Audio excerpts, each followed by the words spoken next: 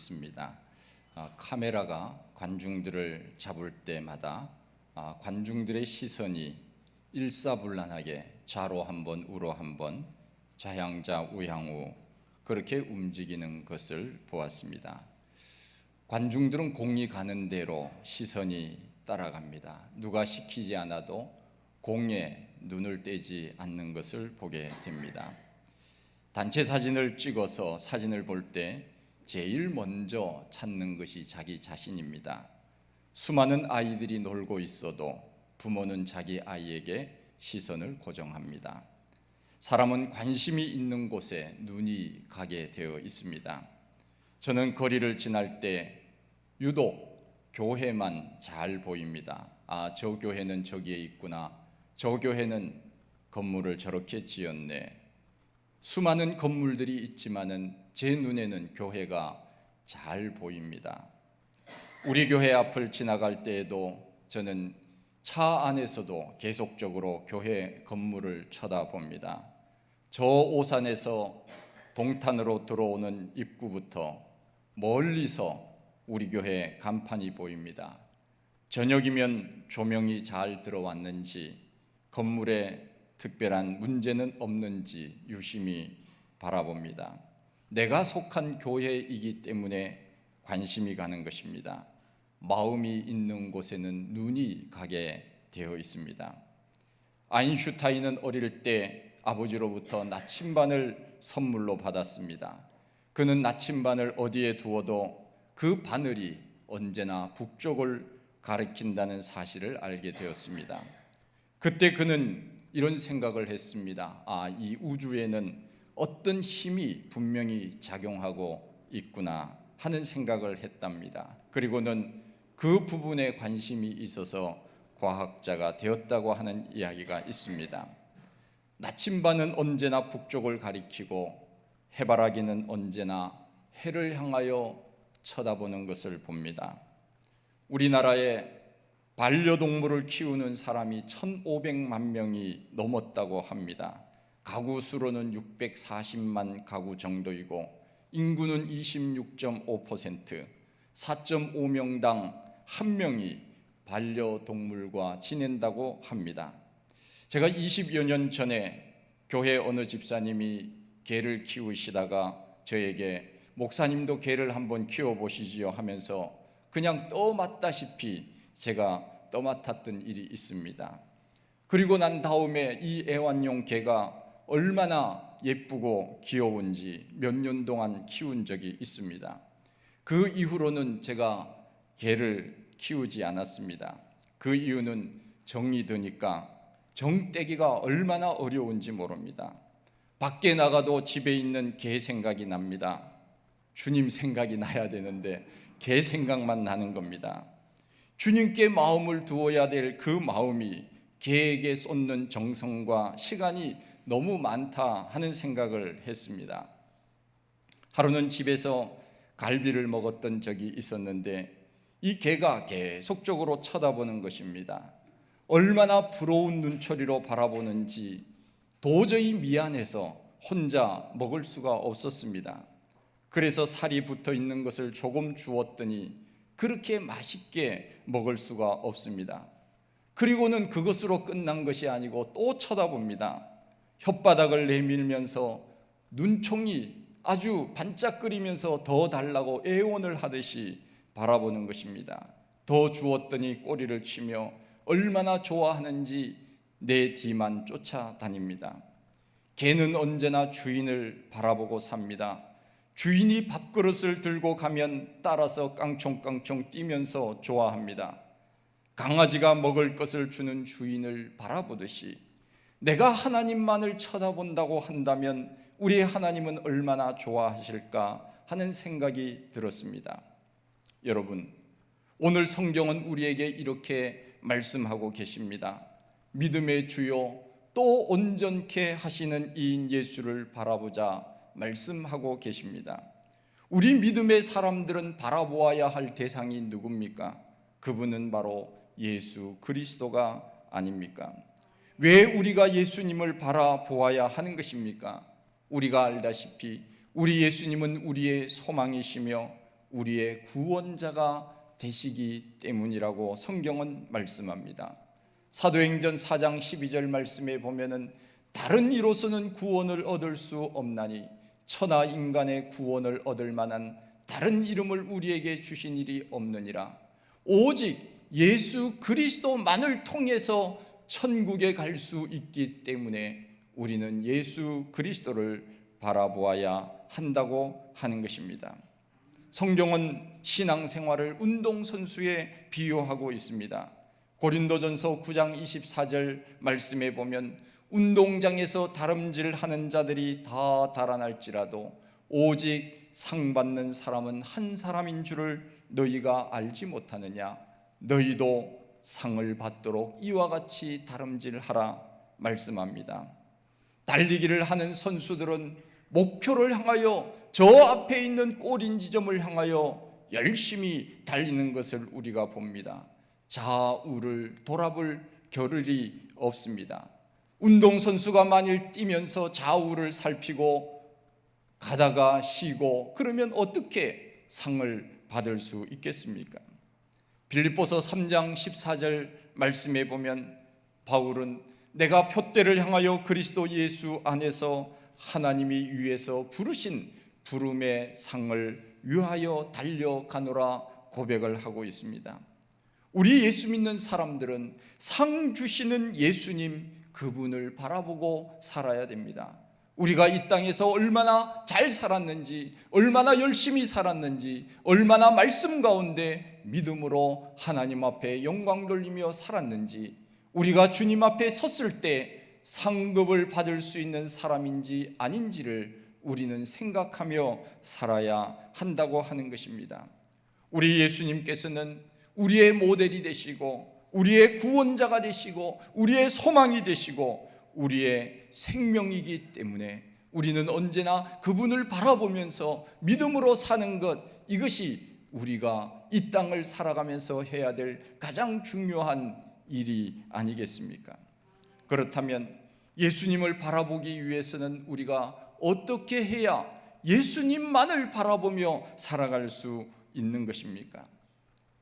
오늘 본문 1절 말씀에 보면 모든 무거운 것과 얽매이기 쉬운 죄를 벗어버리라 그렇게 말씀을 하고 있습니다. 운동하는 사람은 무거운 것을 메고 달리지 않습니다. 연습을 할 때는 무거운 모래주머니를 달고 해변가를 달리기도 합니다. 무거운 또 아령을 들거나 역기를 들거나 무거운 것을 가지고 훈련을 하지만 그러나 경기장에 딱 나가면 모든 것을 다 가볍게 하고 달리는 것을 우리가 볼 수 있지 않습니까? 육상 선수들, 수영 선수들 보십시오. 수많은 관중들 앞에서도 몸을 가장 가볍게 하고 달려나가지 않습니까? 우리의 신앙생활도 마찬가지입니다.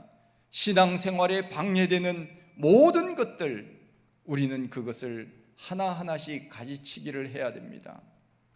우리가 이 땅을 살아가면서 삶이라고 하는 것, 저는 많은 인생을 살지는 않았지만 그러나 삶이 참 단순하다 하는 생각을 많이 합니다. 삶이 특별히 별것 아니다, 하나님 앞에서 볼 때 그렇다는 것입니다. 하나님께서 우리에게 이 땅에 살아갈 수 있는 생명을 주시지 않았습니까? 하나님이 왜 우리들에게 이 땅에 태어나게 하시고 이 땅에 생명을 주셔서 오늘 하루하루를 살게 하셨겠습니까? 그것은 바로 우리를 통하여 하나님이 영광을 받으시기 위함이 아니겠습니까? 그렇다면 우리는 우리의 삶 속에서 나에게 주어진 일들을 감당하면서 언제나 하나님을 바라보고 그분께 영광 돌리도록 사는 것, 그것이 바로 단순한 삶이며 잘 사는 삶이 아니겠습니까? 그런 의미에서 우리는 하나님을 바라보는데, 예수 그리스도를 바라보는데 방해가 되는 무거운 것, 얽매이기 쉬운 모든 잘못들을 다 가지치게 하고 오직 단순하게 가볍게 우리는 인생을 살 필요가 있는 것입니다. 지금은 우리가 코로나 때문에 그렇기는 하지만 교회에 나오는 것, 이것이 바로 신앙생활이 아니겠습니까? 그러기에 우리는 교회에 나오는 것, 이 모든 것을 우리는 하기 위해서는 그 시간을 언제나 비워 두어야 합니다. 먼저 하나님 앞에 예배드리는 삶, 이것을 하고 난 다음에 우리는 언제나 다른 것을 계획해야 됩니다.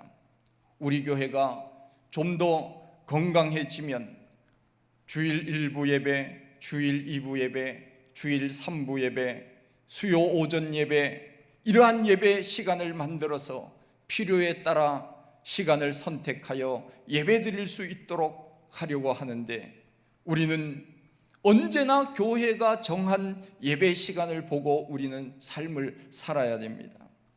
그것이 바로 이 땅에서 가지치기를 하는 것입니다. 우리가 예배당에 오는 이 시간은 마치 병원에 입원했다고 생각하는 마음으로 와야 됩니다. 병원에 입원하면 우리는 아무것도 할 수가 없습니다. 그냥 그게 시간에 맞추어서 살아야, 시간을 지내야 되는 것입니다. 마찬가지로 우리가 예배 시간을 정해놓고 하나님 앞에 이 예배 드리는 것은 다른 일들을 우리가 할 수 없는 것과 같습니다. 오직 이 시간은 하나님 앞에 내가 예배 드리는 시간이다 하는 것을 우리는 잊어서는 안 됩니다. 그것이 바로 가볍게 하는 것입니다. 무거운 것을 벗어버리는 것입니다. 그것이 바로 예수 그리스도를 바라볼 수 있는 지름길인 것입니다. 우리나라의 역대 대통령들 중에 교회 다니는 대통령들도 꽤 있었습니다.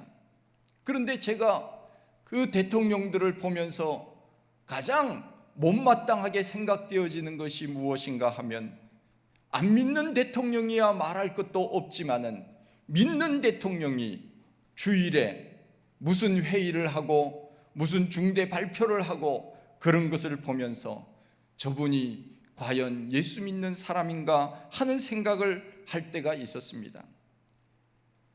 일을 열심히 한다는 그 모습을 사람들에게 보여주고 싶은지는 모르겠지만은, 그리고 백성들, 국민들은 또한 일 잘하는 대통령이라고 칭찬할지는 모르지만, 그러나 하나님께서는 그렇게 생각하지 않으실 것입니다. 그로 인하여 수많은 사람들이 그날 예배를 드리지 못하고 교회당에 가지 못하고 예배를 드리지 못하는 그런 상황이 벌어진다는 것을 왜 믿는 대통령이 그것을 모르겠습니까? 만일 모른다면 그것은 믿음이 없는 것이고, 알아도 그렇게 한다고 하면 그것은 하나님 앞에 불순종하는 것이 아니겠습니까? 우리는 하나님 앞에 무엇을 하든지 언제나 하나님을 먼저 생각하며 믿음으로 살아가려고 하는 것, 그리고 세상에 믿음으로 살아가는데 방해되는 모든 요소들은 가지치기를 하는 것, 이것이 바로 예수님을 바라볼 수 있는 그러한 동기가 된다고 하는 것입니다. 지금은 시대가 좋아졌다고 해야 할지 아니면 예배가 소홀해졌다고 해야 할지, 우리나라가 한 30여 년 전만 해도 주일 저녁 예배가 있었습니다. 지금도 주일 저녁 예배를 드리는 교회도 있습니다. 주일 저녁 예배를 드린다는 것은 주일 낮에 안 드린다는 얘기가 아니고요, 주일 낮에 드리고 그 다음에 주일 저녁 예배도 있다, 그 말이지요. 대부분의 교회가 주일 저녁 예배를 요즘은 잘 드리지 않지만은 과거에는 주일 저녁 예배까지 다 드리고 집에 갔습니다. 그날은 온전히 하나님 앞에 나가서 예배 드리고 봉사하고 또 서로 성도 간에 교제를 나누고 그렇게 했던 그러한 시절이 있었습니다. 그런데 지금은 얼마나 좋습니까? 얼마나 편리해졌습니까? 어찌 보면은 사람들은 예배조차도 인본주의적인 생각으로 사람들 구미에 맞게 그렇게 간단하게 예배드리고 그냥 하나님 안녕하세요 하고 끝나고 집에 돌아가는 그러한 신앙생활이 아닌가를 한탄하는 분도 있습니다. 우리의 시간을 돌아본다고 한다면 우리가 하나님 앞에 예배를 드리는 것이 어찌 보면 일주일에 한 번, 그것도 1시간 예배를 드린다고 한다면 과연 우리의 일상의 삶은 얼마나 하나님 앞에 드려지는가 한번 돌아보아야 보게 됩니다. 우리가 생활 속에서도 우리는 언제나 하나님을 기억하고 하나님 말씀대로 살려고 애를 써야 하지만, 그러나 우리가 과거에 비하여 우리의 예배 생활이 소홀해지지는 않았는지를 우리는 돌아볼 필요가 있다는 것입니다. 우리의 하나님께서 우리가 하나님의 말씀대로 살고 그 말씀에 힘입어 살아가려고 애를 쓰면, 우리 하나님께서는 나머지 우리가 노력하지 않은 것들까지도 하나님은 우리에게 주신다는 것을 우리는 깨달아야 될 것입니다. 우리 빌딩에 노브랜드가 있지 않습니까? 오전 11시에 문을 열고 밤 9시에 문을 닫고, 참 배짱도 좋아요. 오전 11시에 문을 여는 가게가 어디에 있겠습니까? 그런데 그 회사는 그렇게 하겠다는 것입니다. 올라면 오고 말라면 말라, 우리는 11시에 예배를 드리니 그 시간에 맞춰 와라, 그것 아니겠습니까? 그래서 참 경영 방식이 배짱이 좋다, 제가 그런 생각을 종종 하는데, 우리도 좀 그렇게 살면 좋겠다 하는 생각이 들어집니다. 주일은 내가 하나님 앞에 예배드리는 날이니 너희들 나에게 연락하지 마라. 내 시간은 이미 하나님 앞에 드려진 시간이니 그 시간을 제외하고 그 다음에 나에게 연락해라. 우리는 믿음의 배짱, 이런 것들이 우리에게 필요하지 않겠습니까? 그렇게 우리가 습관을 들여놓으면 상대방도 우리에게 다 맞추게 되어 있습니다. 문제는 무엇이냐? 내가 맞추지 않으니까 상대방도 안 맞추는 것입니다. 우리가 들쑥날쑥하기 때문에 우리의 믿음이 상대방에게 전달되지 아니하고, 저 사람 늘 저렇게 사는데 세상 사람들이 우리의 믿음을 그렇게 과소평가하고 있지는 않는지 우리가 돌아볼 필요가 있지 않겠습니까? 찬송가 354장에 보면은 주를 앙모하는 자 달려가 고단치 않네. 표대를 향하여 달려가기 위해서 우리는 세상에 예수 믿는 그 모든 것들, 방해되는 요소들, 이런 것들을 다 제거하지 않으면 표대를 향하여 달려갈 수가 없는 것입니다. 좌우를 살필 시간이 없습니다. 세월이 갈수록 우리는 더 하나님 앞에 집중을 해야 합니다. 그렇다고 세상의 모든 것들을 다 포기하고 교회만 나오라는 것은 아닙니다. 이것은 이단들의 가르치는 주장입니다.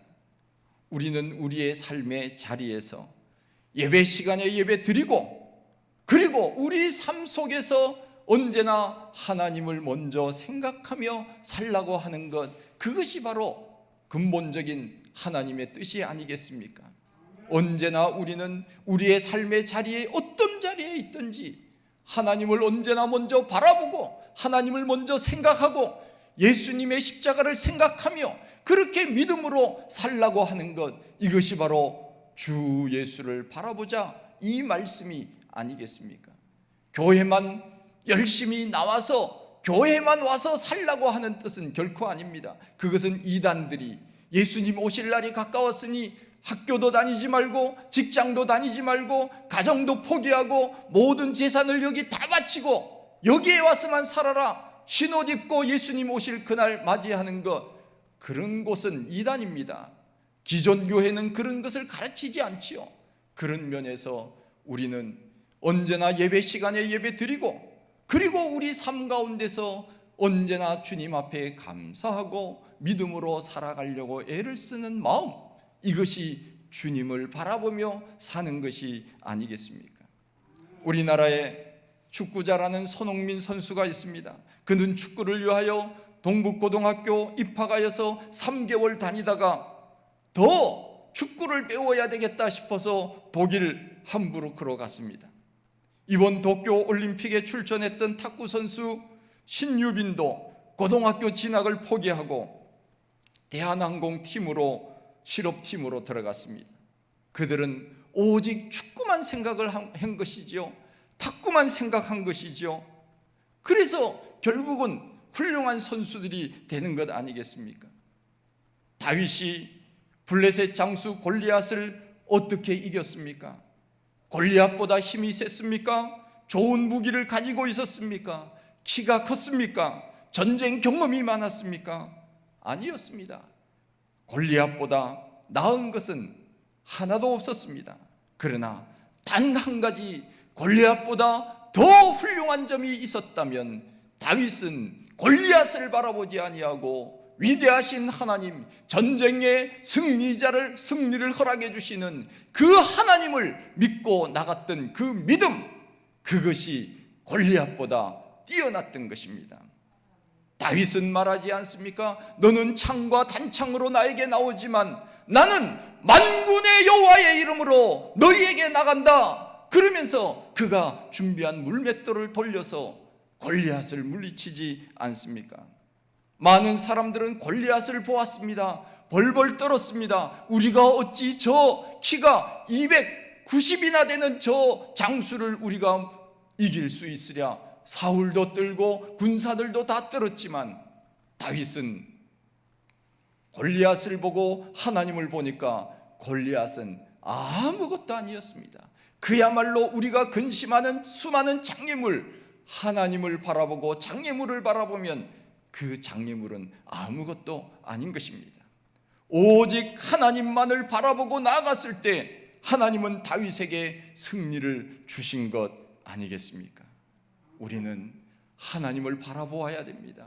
이 세상에서 그 어떤 위험과 어려운 일들이 우리에게 닥친다 하더라도 살아계신 하나님, 그 하나님이 나를 도와주실 줄 믿고 그분을 바라보며 살아야 되는 것 아니겠습니까?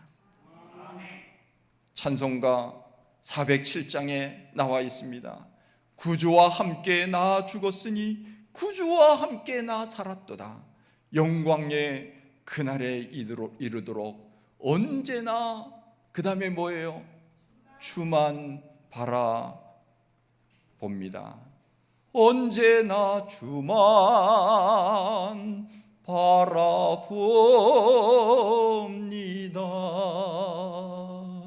언제나 주만, 구주와 함께 나 죽었으니 구주와 함께 나 살았도다.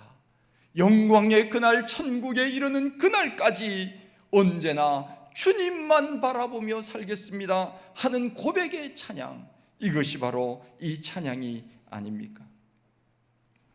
제가 운전을 배우고 처음으로 제가 차를 하나, 중고차를 샀는데 그 차가 르망이었습니다. 그런데 이 차가, 중고차를 샀으니까 그렇게 좋은 차를 산 것이 아니었습니다. 얼마 있다 보니까 가다가 차가 서요. 도로에서 퍼져가지고 섭니다. 이 차가 잘 달릴 때는 희망이요, 고장나서 설 때는 절망이었습니다. 우리는 언제나 소망 되신 예수 그리스도, 그분을 바라보아야 됩니다. 그것이 예수 잘 믿는 그런 사람이 아니겠습니까?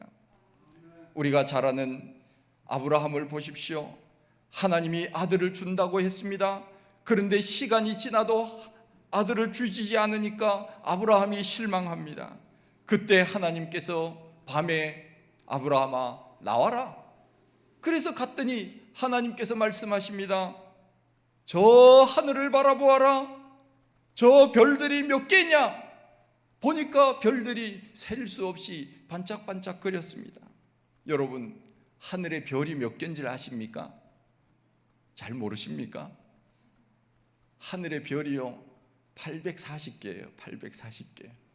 왜 그런지 아세요? 동쪽에 빽빽, 남쪽에 빽빽, 서쪽에 빽빽, 북쪽에 빽빽 해서 800이잖아요. 중간에 스물스물, 그래서 840개라. 이거는 제가 얘기한 게 아니고 김시습이라고 하는 사람이 있습니다.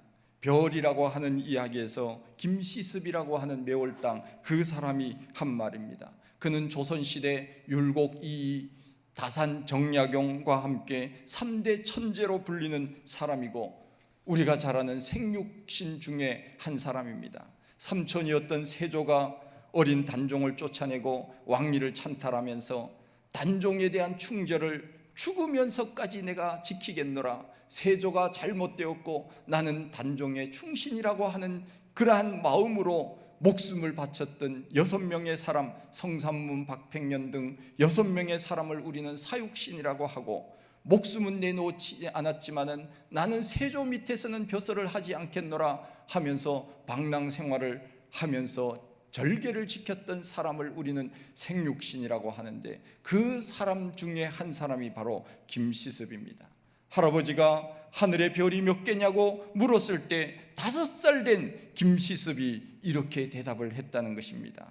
그는 얼마나 영특했는지 5살 때 세종대왕이 시험에 한시를 적어내라고 그렇게 했을 때 그가 1등을 했다고 하는 이야기가 있습니다.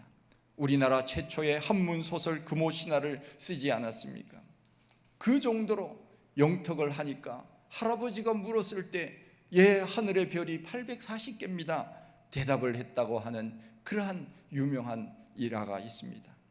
하나님께서 아브라함에게 하늘의 별을 보게 하시고 내가 저 별들처럼 후손을 줄 것이다, 약속대로 이삭을 선물로 받았습니다. 우리는 하늘을 바라보아야 합니다. 아브라함의 믿음을 가진 사람은 아브라함의 복을 받는 것입니다. 믿음은 안 보고 믿는 것, 이것이 믿음입니다. 성경은 2-3 사람이 내 이름으로 모인 곳에 나도 너희에게 있겠다고 하셨습니다. 주님이 지금 이 자리에서 우리의 예배를 받으시고 계신다는 것입니다. 눈으로 보이지 않지만은 하나님은 지금 이 자리에 계셔서 우리의 예배를 받으시는 것입니다. 우리가 찬양할 때 우리의 찬양을 받으십니다. 예물을 드릴 때 하나님이 예물을 받으십니다. 우리가 하나님 앞에 하는 모든 행위는 사람에게 하는 것이 아니고 하나님께 영광 돌리기 위해서 하는 것입니다. 우리의 하나님은 영이시기 때문에 영으로 오늘 우리는 그분을 만나는 것입니다. 안 믿는 사람은 눈으로 보아야 믿는 사람들이지만 우리는 안 보고도 믿는 사람들입니다. 세상 사람들과 우리는 수준이 다른 사람들입니다. 믿음대로 되는 것입니다. 믿음의 눈은 불가능을 가능케 하고 막힌 담을 헐어버립니다. 믿음은 현재의 절망과 고통 가운데서 내일의 희망을 바라보고 힘차게 나아가는 사람들입니다. 눈에는 아무 증거 아니 보이고 귀에는 아무 소리 아니 들리고 손에는 잡히는 것이 없고 내 앞에 칠흑같이 어두움이 있다 하여도 그 가운데 하나님을 보고 살아가는 것이 우리 믿음의 사람들입니다. 코로나 시대에 모든 것이 힘듭니다. 그러나 주님을 바라보면 소망이 생깁니다. 믿음의 주여 또 온전케 하시는 예수님을 바라보자. 예수를 믿는 데 방해되는 것들을 제거하고 우리는 믿음 생활을 하십시다. 그리하면 하나님이 더 풍성히 우리 삶 가운데 부어주실 줄을 우리는 분명히 믿습니다. 하나님 아버지, 크신 은혜와 사랑을 감사합니다.